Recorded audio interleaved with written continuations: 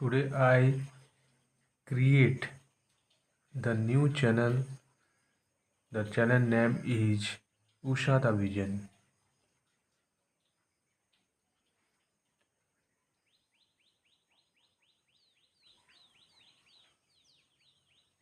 Today I discuss the topic trigonometric functions. Trigonometric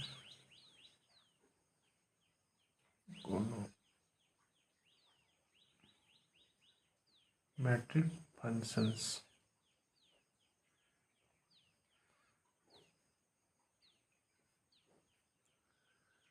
trigonometric functions को plane trigonometry भी कहा जाता है। Plane trigonometry.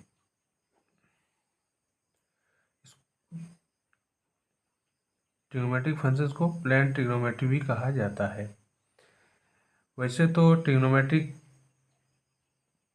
फंक्शंस का जो स्टार्टिंग है वो इंडियन मैथमेटिशियन ने ही शुरुआत की थी, लेकिन इसका ट्रिग्नोमेट्रिक फंक्शंस का योगदान अदर कंट्री के मैथमेटिशियन का भी है। वैसे तो जीरो का भी स्टार्ट भारत ने ही किया था।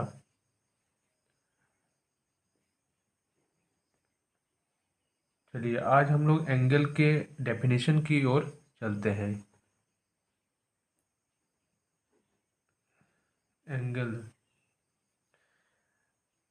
एंगल को क्रिएट करने के लिए एट फर्स्ट हम लोग एक सर्किल लेंगे। सर्किल में एक आर्क लेंगे।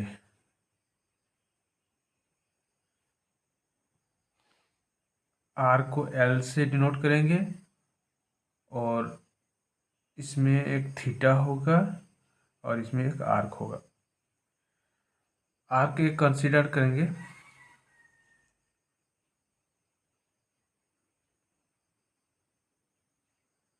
आर्क कंसीडर करेंगे जब हम एल को आर से डिवाइड करते हैं तो एल को आर से डिवाइड करते हैं तो हमको क्या प्राप्त होगा? थीटा। ठीक, तो इस तरह से मेरा क्या हो गया? ये थीटा मतलब एंगल आ गया। एंगल का ये डेफिनेशन भी बोल सकते हैं इसको।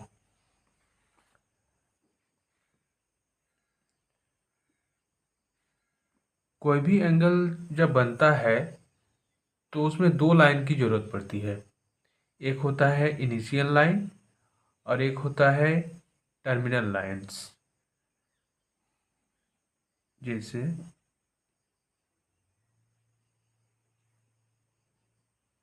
ये हो गया initial line,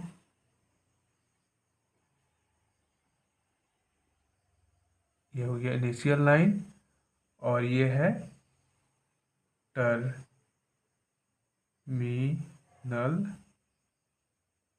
line. Initial line और टर्मिनल लाइन के बीच वाला जो पार्ट होता है उसी को कहते हैं थीटा। तो ये क्या है? इनिशियल लाइन और टर्मिनल लाइन ये क्या है? क्लॉकवाइज जा रहा है। ये क्लॉकवाइज जा रहा है तो इस क्लॉकवाइज जब जाते हैं जब थीटा, तो उसको कहते हैं पॉजिटिव। क्लॉकवाइज में जब कोई एंगल बनता है तो उसको कहते हैं पॉजिटिव एंगल।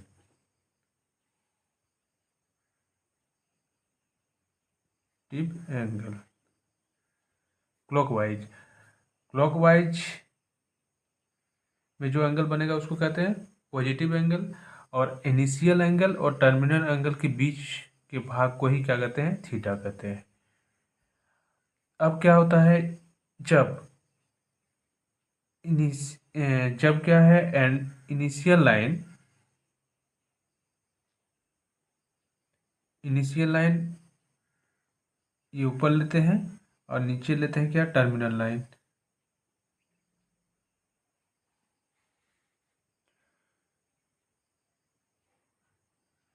इनिशियल लाइन और नीचे टर्मिनल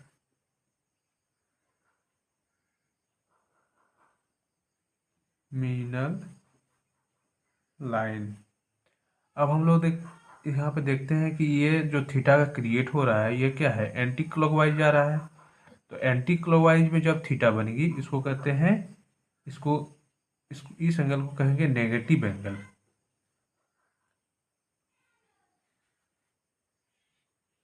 नेगेटिव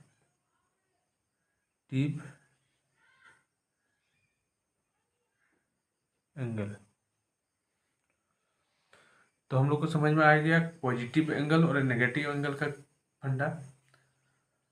अब हम लोग क्या करेंगे, जब थीटा थीटा इजकल टू क्या होता है, थीटा इजकल टू एल बटे आर, ये है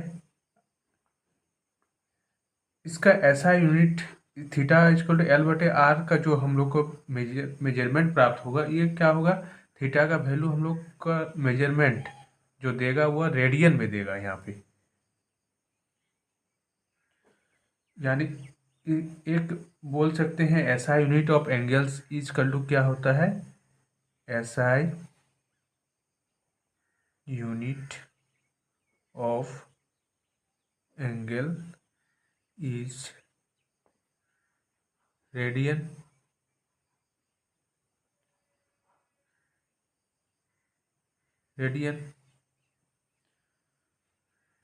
वैसे तो SI unit of angle two types होते हैं, एक होता है रेडियन, और हम लोग जो पहले से ही शुरू से ही मतलब 10th स्टैंडर्ड से ही पढ़ते आ रहे हैं, जिसको सब कोई जानता है, उसका नाम है डिग्री। ये टू क्या है, ऐसा यूनिट ऑफ एंगल्स, एक है रेडियन एक है डिग्री। ठीक है, यानी एंगल को किस किस टाइप से माप सकते हैं, एक रेडियन से माप सकते हैं, एक डिग्री से माप सकते हैं। जैसे फॉर एग्जांपल एक सर्किल क्रिएट कर रहे हैं जिसका सेंटर क्या है, ओ है, और यहाँ से दो रेडियस ले रहे हैं 4 सेंटीमीटर, 4 मीटर ले रहे हैं, मान लीजिए ये भी 4 मीटर है, जो आर्क ले रहे हैं वो 2 मीटर है। ठीक है, इसमें एंगल क्या है, थीटा है। अब हम लोग थीटा निकालेंगे, थीटा इजकल टू हम लोग जानते हैं एल बटे आर होता है। यहाँ पे एल का वैल्यू कितना है, एल मतलब आर्क यानी 2 मीटर, और रेडियस का वैल्यू कितना है 4 मीटर। मीटर मीटर कट किया तो हमको मिला क्या है 1/2। ये क्या है, थीटा का वैल्यू 1/2, ये रेडियन में है।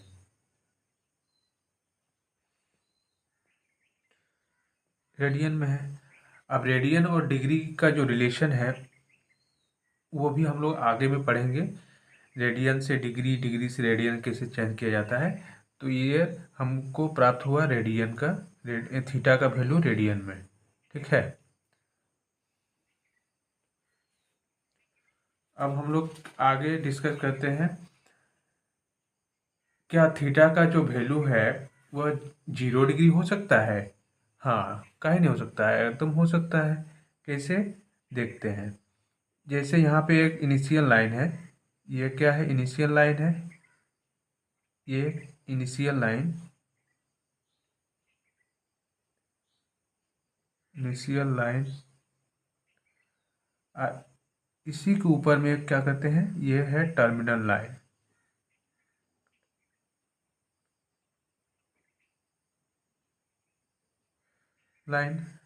तो ये क्या है, ओवरलैप कर गया, तो इसके बीच में कोई एंगल बना नहीं बना, तो इसी को कहते हैं क्या है, इसी को कहते हैं 0 डिग्री। 0 डिग्री, ठीक है। यानी एंगल का वैल्यू यहाँ पे कितना हो गया, एंगल का वैल्यू 0 डिग्री। ठीक है, अब हम लोग के मन में सवाल उठता है कि क्या एंगल कितना डिग्री तक हो सकता है। आप लोग ने तो 10th स्टैंडर्ड में पढ़े होंगे कि एंगल का जो वैल्यू है वह 90 डिग्री तक पड़े होंगे। अब हम लोग के मन में सवाल उठता है कि एंगल जो है वो कितना डिग्री तक हो सकता है। तो हम लोग देखते हैं कि एंगल कितना डिग्री तक हो सकता है।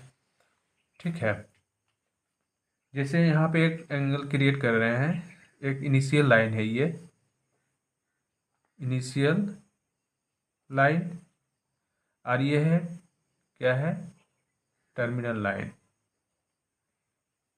इसके बीच वाला को क्या कहते हैं, एंगल थीटा। यहाँ पे थीटा का वैल्यू कितना है, यहाँ से यहाँ पे क्या 90 डिग्री होता है अप्रोक्स। तो 90 डिग्री से बड़ा हो गया, यानी 90 से कितना हो गया बड़ा, यानी इसको मान सकते हैं 120 डिग्री। ठीक है, तो यहाँ पे हम लोग को पता चला कि ये क्या है, टर्मिनल लाइन है। यहाँ पे हमको पता चला कि थीटा का वैल्यू 120 90 से बड़ा भी हो सकता है। अब कितना बड़ा हो सकता है, मन में सवाल हो रहा है। और एक ले रहे हैं एंगल,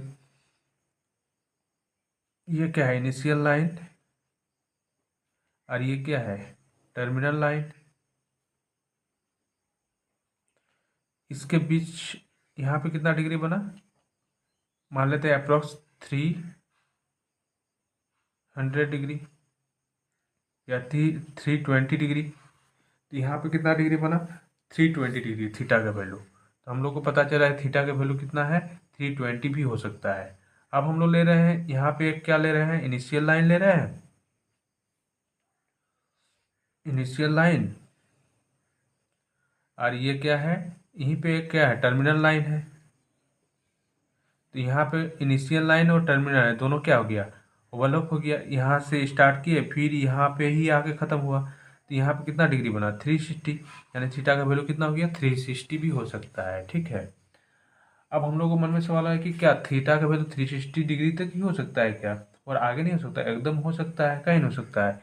मान लीजिए यहाँ पे थी इनिशियल लाइन है ये, और यहाँ से स्टार्ट कर रहे हैं हम लोग, यहाँ से इनिशियल लाइन स्टार्ट कर रहे हैं, और फिर यहीं पे आके क्या हो रहा है, टर्मिनल ख़त्म हो रहा है। फिर टर्मिनल से थोड़ा सा आगे ले रहे हैं, ये क्या है, क्लॉकवाइज है। ठीक है, तो क्लॉकवाइज है, तो ये क्या हो गया, ये हम लोग को पता चलता है क्लॉकवाइज रहने से क्या होता है, पॉजिटिव एंगल होता है, और एंटी क्लॉकवाइज होने से नेगेटिव एंगल होता है। ठीक है, ये तो पढ़ चुके हैं हम लोग।